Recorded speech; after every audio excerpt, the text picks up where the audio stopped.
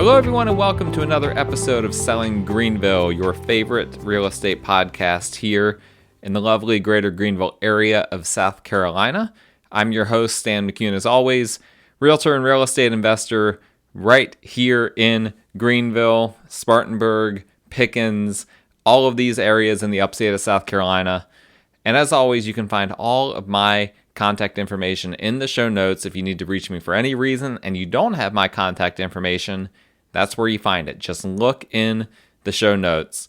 And I mentioned to you guys a lot, please subscribe, download, rate, review, all of those things with regard to this show, Selling Greenville. Please, if you are just listening to it via the link that I send in my email newsletter, please go ahead and go to your phone's native podcast app, whatever your preferred podcast app is. Subscribe to the show in there, and then you can leave me a rating or a review in there. I'd really appreciate it. That's how you guys can support the show without having to ever send me a dime and without having to ever do anything directly compensatory towards me. You can just hit a 5-star rating, leave it a short, kind little review, and I would appreciate it. So we've already kicked off the year 2022, or as I joked in some of the previous podcasts, that we don't want to say 2022, we want to say the year of our Lord 2022, just to avoid confusion with the year 2020. That might not be a funny joke, but you can listen to previous podcasts to understand what I was saying with that. But the last 3 episodes I recorded all at the same time, all before the holiday season. And so I actually want to roll back the clock a little bit because I had some crazy stuff that happened right after I recorded those shows that basically put a little bow on the year 2021 for me. And for those of you that listen to the show, you know that 2021 was quite the year for me. I mean, it was chaotic, a ton of curveballs thrown at me in a ton of different ways. And, you know, of course, there is an element of just the fact that I had done more business in 21 than in any other year. And it wasn't even close. I did a lot more business in 2021 than in any previous year. And so there's going to be just naturally more curveballs thrown at you and just a higher variety of things that happen.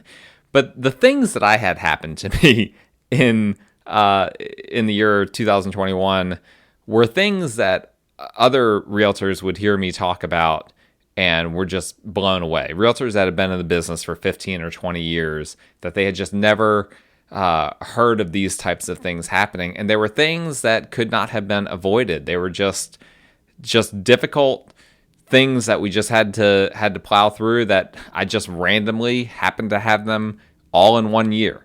And on the positive side of it, I learned a whole lot from it. I have a lot of interesting experience that a lot of other more experienced realtors don't have, because I've been through and had to navigate all sorts of really weird things. But let's just be honest. I would prefer if I didn't have to navigate a lot of weird things. But you know what? You don't get to choose that kind of stuff. It was just the way my year ended up playing out. And of course, I had to end 2021 with a bang. It had been interesting the whole year. I had a few closings in December, and I had one that was going to be basically right before New Year's Day. And that's not uncommon. Usually every year I have one that ends up coming in right before New Year's Day. So that part of it didn't surprise me. Nothing was unusual about that. But in this case, I saw kind of, not disaster, but I saw something looming. And that was specifically with the appraisal. This was an example of a property that I had listed for a client where we had multiple offers for it. And I told him, listen, what we got under contract for, I was like, it's not going to appraise for this. I'm looking at all the comps in this area, and there's no way an appraiser is going to give it the full contract price. So I had already greased those wheels with my client. Well, then the appraisal took a really long time, and the lender ended up telling me that the appraiser just kind of probably didn't pay attention to his deadline, and in the end just ended up getting the appraisal in, like a week late. Well, okay, it is what it is. If you've listened to the show, you've heard that I have had a lot of terrible experiences with appraisers. It's one of the most unprofessional groups that I have dealt with just in general. Of course, not, appraisers are independent contractors, more or less. I guess some of them perhaps can be employees of companies, but a lot of them, they just own their own company that they work for. And then they're contracted out by an appraisal management company that is hired by the lender. Long story short, I've had a lot of issues with appraisers, and it was no surprise that this appraisal came in late. And of course, it came in low as well. Well, the good thing is I had already gotten a plan with my client, in place. We were not blindsided by that. I had told my client right at the beginning, this appraisal is going to be low. Let's see what I can negotiate. And I was able to negotiate a kind of a splitting the difference type of arrangement with the buyer, where they were able to go up and basically a reduction from the price we were under contract for, but they were still willing to meet halfway, and then they had to bring extra money to closing. It doesn't always happen that way. A lot of buyers don't have that extra money to bring to closing, but in this case they did, and my client really won out, because the other offers that we had been entertaining when we were in that multiple offer situation right at the beginning, those offers were not even as high as we ended up selling it for after we split the difference from the contract price and the appraised value. So he ended up doing really well with that overall, despite the fact that we had a low appraisal. But that wasn't the worst of it, okay? So this was an FHA appraisal. FHA loans are generally designed for first-time home buyers, typically people that don't have a lot of money to bring to closing, people that perhaps don't have the highest credit scores. And one particular quirk about FHA appraisals just in general is that they look a lot more closely at the condition of the property than conventional loan appraisals, for instance. And I've run into, over the years, and I know a lot of others that have run into issues with FHA appraisers nitpicking things on the outside of a house, the exterior aspects of a house. And a very common thing is we run into issues with wood rot, that they want wood rot to be addressed. Chip paint, that's another one. I don't really know why. I'm guessing it probably goes back to like the issue of lead paint. I don't know. But just nitpicky stuff. FHA appraisals will typically say that a seller has to remedy some of these nitpicky things, and then the FHA appraiser has to go back out and confirm that those things have been completed before they issue a final appraisal. And here's the other thing, is that yes, FHA has these guidelines for what they are wanting the appraiser to look at, but it's still very much up to the discretion of the appraiser. Just as we've talked about in previous podcasts where I've had two appraisals on the same property that have come in $50,000 different. Same thing when it comes to the condition of the property. You might have one appraiser that just rubber stamps it, and another that nitpicks the property into oblivion, just finding anything and everything that needs to be done to it. Well, which type of appraiser do you think that I got for this listing of mine? Which, between the rubber stamp type and the type to nitpick everything into oblivion, which one do you think I got? To end the year, it had to be the nitpicker appraiser. It had to be. It was destiny. I didn't have a choice.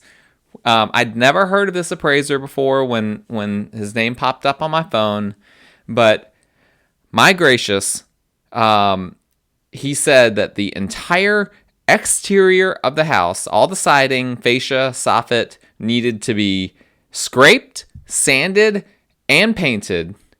There was a plywood piece of sheathing that was being used as a makeshift ramp to go to an outbuilding, just like one of those little sheds that people will stick in their backyard. That plywood board was not necessary, but it was just used for convenience as a ramp to bring, lawnmower in and out of the outbuilding. He said that plywood board was deteriorated and needed to be replaced. He said that the crawl space door had rot on it and needed to be replaced. And I mentioned that wood rot is usually an issue. I have never seen about a crawl space door needing to be addressed in that way. There was a privacy fence, and there were some pots, some broken slats in the privacy fence, some different things, that had just gotten deteriorated. He said that those things needed to be repaired or replaced. I mean, we're talking about thousands of dollars worth of work. These are things that weren't even flagged by the inspector.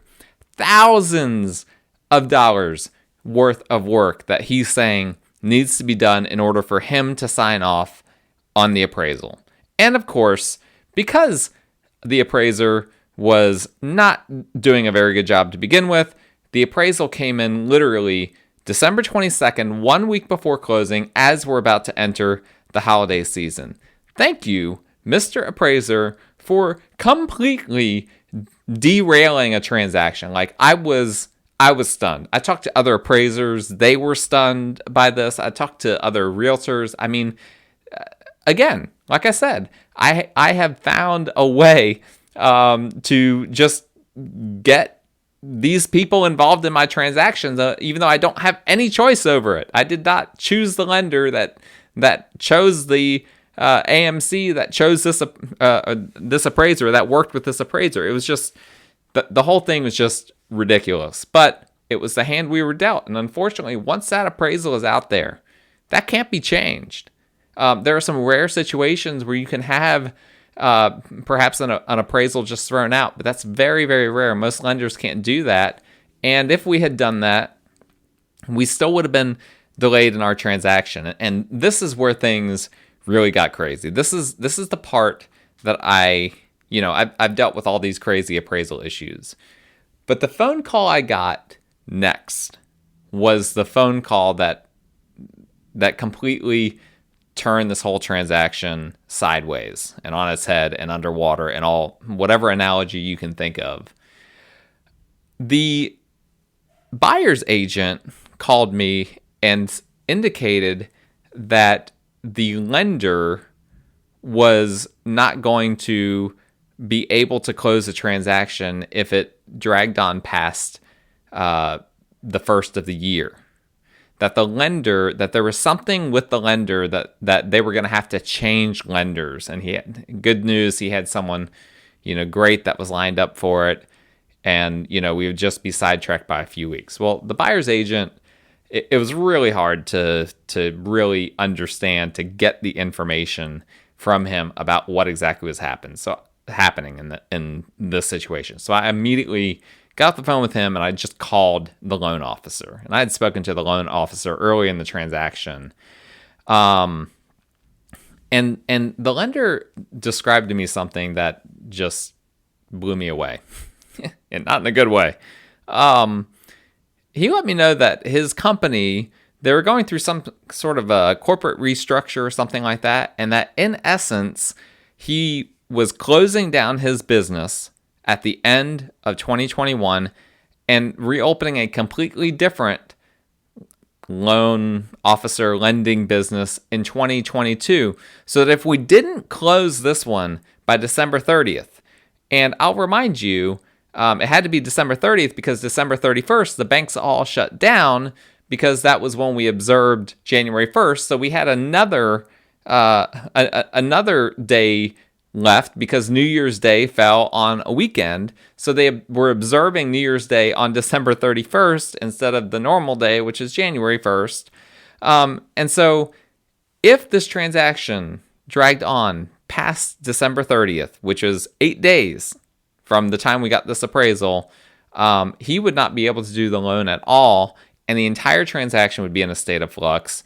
And he was saying, at that point, I would be passing the entire loan package off to a different lender, and they would have to work with the appraisal and all this different stuff. And I'm just hearing, my mind is just spinning because I'm hearing all these different things, and all these problems are going through my head. I mean, the lender insisted that this would be a simple thing that would happen. It would just delay the transaction by 2 or 3 weeks. But I was like, this sounds like there are a lot of things that could go wrong. I mean, I've never dealt with one lender handing a transaction off to another lender. Maybe it's simpler than I think, but given that a single loan and a single transaction itself has so many complexities to it, then for another lender altogether to then take a loan that has already basically been underwritten by another bank, and then for them to take that on and have their underwriting process be done to it, it sounded like a disastrous situation, to be completely honest. And so we had 8 days from the time we got this appraisal in until we could get everything done. And, a lot of people don't realize, if you've had a smooth real estate transaction that's been, purchased with financing, you don't realize all that happens in the last week. There's a lot that happens behind the scenes in the last week. And there's, particularly if an appraisal comes in late, the appraisal, the appraiser submits his or her appraisal to their company, the appraisal management company. That company reviews it, then they pass it to the lender. The lender has to review it in their underwriting, and then they can approve it, and then we're good to go there. Then you also have the lender. They have these federal government rules that they have to have the final closing, or the preliminary, not the final, the preliminary closing disclosure to the buyer at least 3 business days prior to closing.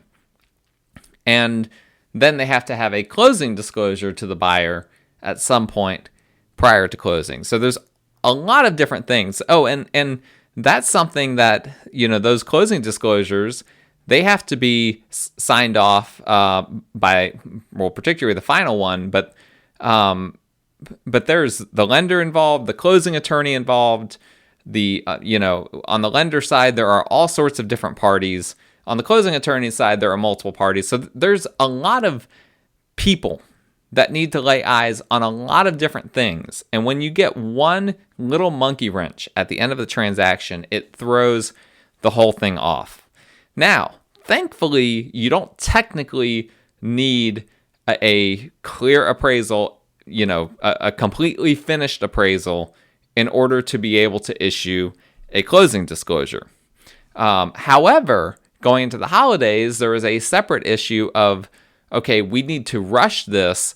Can we rush it with the underwriters? That's something I've run into in the past, where underwriters are so backlogged, and lenders can, try to push those underwriters to elevate a certain file and to focus on a certain file. But at the end of the day, they're at arm's length as well.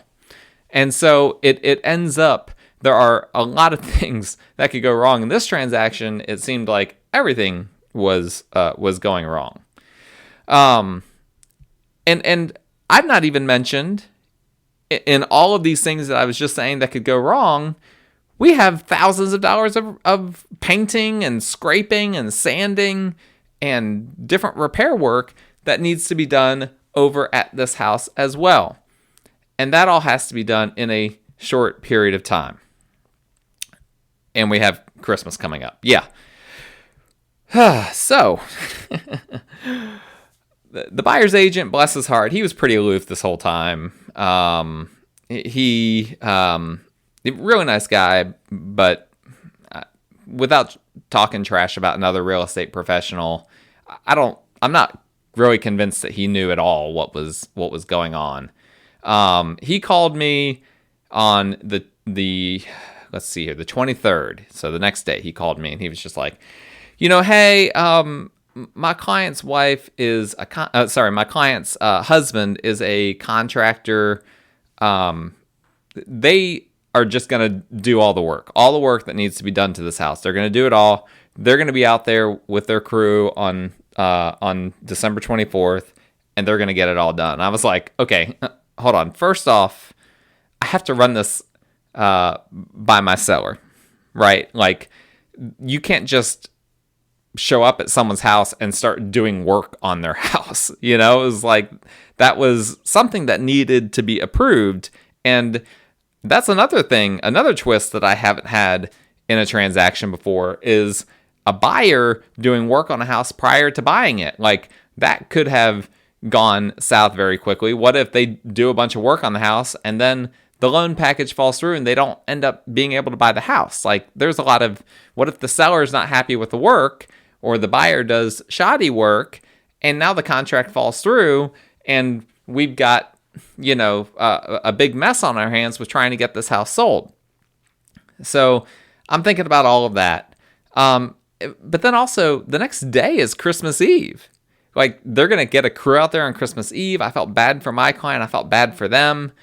And so as well, they're just going to get all of this done. I mean, it was a huge list of everything. So I called multiple people to make sure, hey, what are the legal ramifications here? Like, how much risk are we exposing ourselves to? If we, if my client and the buyers agreed to this, really it was just kind of, the same type of liability that I just discussed. It was, there is going to be that risk. And so, at the end of the day, it ended up coming down to what my client wanted. Now, there is an advantage to my client for him to not have to do the work, saving him thousands of dollars potentially. And so I went to him, I discussed with him the options. He was just like, yeah, let's just do it. Let's have them come over tomorrow, have them get the work done. So that all happens. Then I get a call from the appraisers. And this was the first time with all of this happening, the first conversation I had that I was like, okay, we might actually do this. We might actually be able to get this closed on time. Due to the holidays, the original appraiser that gave us such a terrible appraisal in multiple ways actually was on vacation. And so they had to reassign the reinspection that would needed to be done to a different appraiser. And the second appraiser that was assigned to do the reinspection was one of the nicest people that I have ever communicated with. I mean, particularly by appraisal standards, by appraiser standards.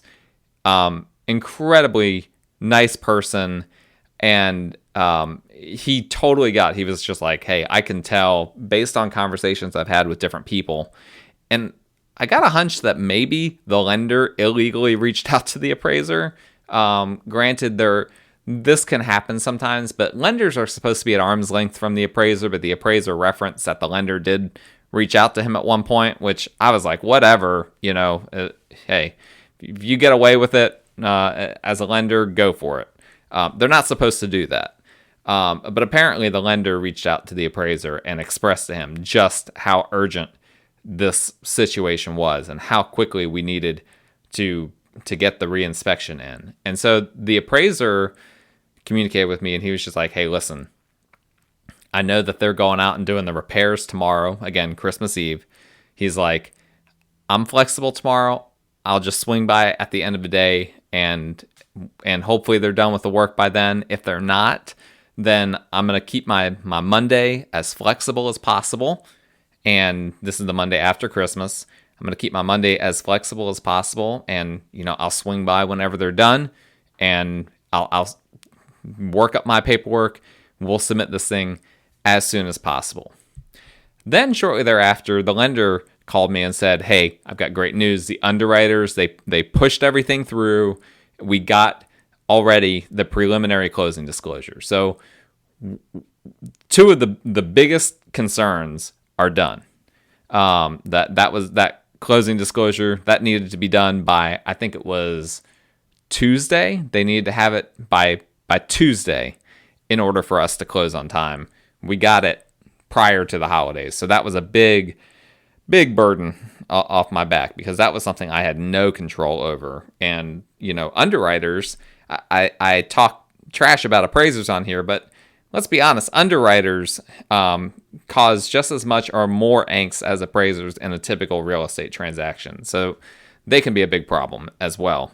It's just that I don't, typically communicate with them directly. So it's a completely different scenario there.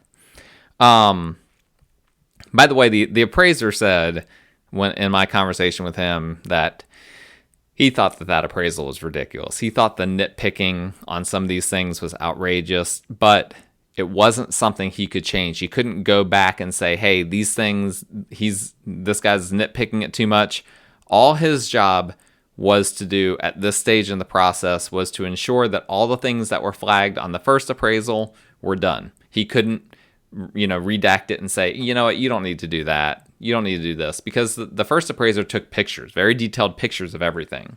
And so the second appraiser needed to take basically identical pictures showing that the work had been done. So it didn't matter if he agreed or disagreed. That was his job. That was the scope of his job. Needless to say, I was on and off the phone with the appraiser constantly.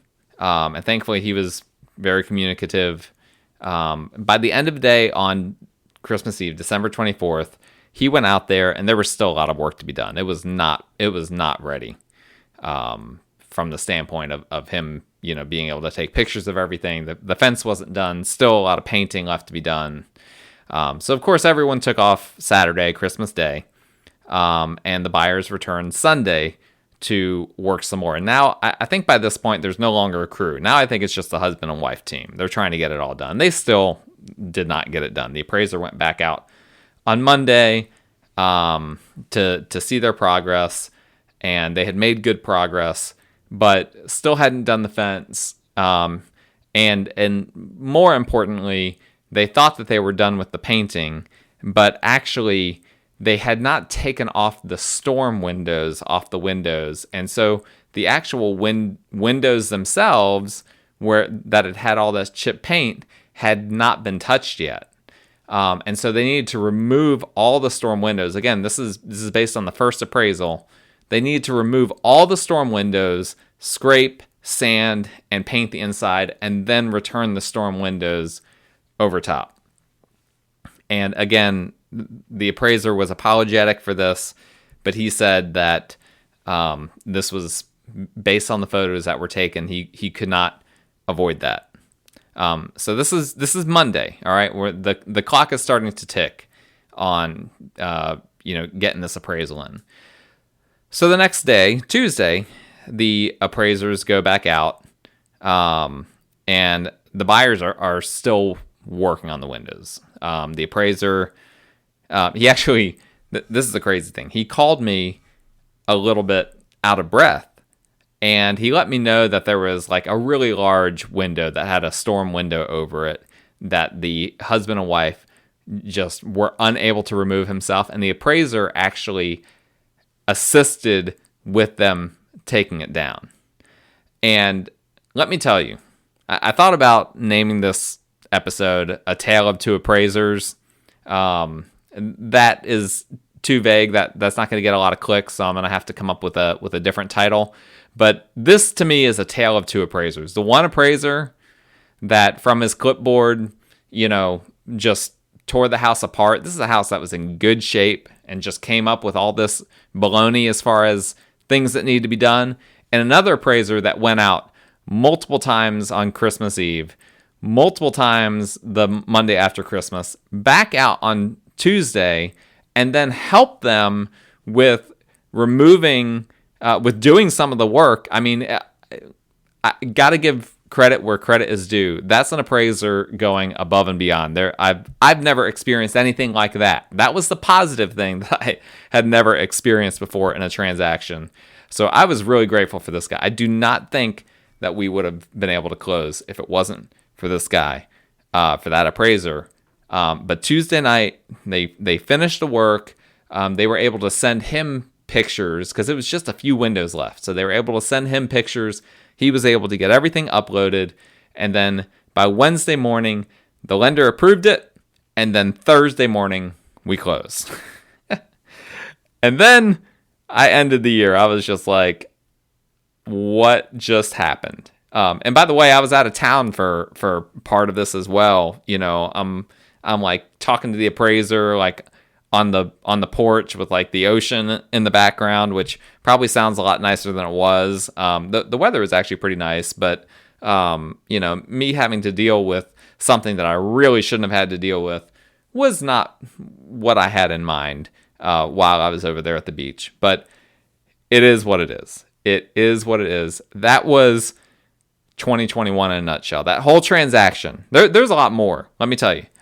Even in that transaction, there's a lot that I'm not telling you guys because there are some things that I'm not allowed to say on a show like this. But there was a lot more that went on in there that caused additional stress. But you guys get the point. That was 2021 in a nutshell. Now, will 2022 be any easier? I doubt it. But the moral of the story is make sure you're not trying to buy a home with a lender that's about to restructure and go out of business, right? Do not do that. That is a really bad idea. I have lenders that I work with that I can recommend that do a variety of different loan products. That is, trust me, that is the way to go. Go with someone that is going to stay in business and that isn't going to be right up against the gun for closing it, or if they don't close the transaction, they're going to have to hand it off to someone else. Do not do that. Highly don't recommend. All right. I hope you guys enjoyed that. Thank you for listening. Again, we're going to have a great 2022. I'm looking forward to this year. Hopefully you guys rate, review, and subscribe and download episodes to make sure you don't miss anything. All of my contact information, as always, is in the show notes. If you need to reach me for any reason, let me know. Hope you guys have a wonderful rest of the week.